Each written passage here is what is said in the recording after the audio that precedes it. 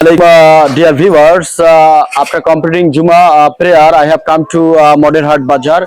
At this moment, I am standing beside a vegetable shop. As you can see that there are various types of vegetable are arranged in front of the shop. As you can see that bitter gourd, honeycomb, green chili, point gourd, and bottle gourd, and the coriander leaves. As you can see that the weighing machine are also kept here, and in this moment, some necessary things are arranged in this shop. The shopkeeper has kept all these things for doing his activities because today is hard bar.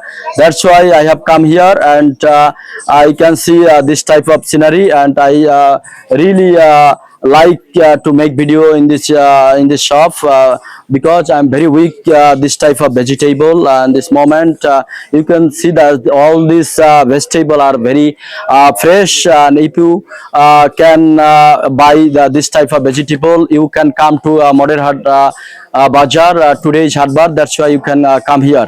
And you can see that other shops are all also open today, because after 1 hour today is weather is very sunny, and very sunny, the sun is giving tremendously heat. That's why many customer don't come here come in this moment. But after 1 hour or 2 hours, many customers will come to buy some necessary things from this shop.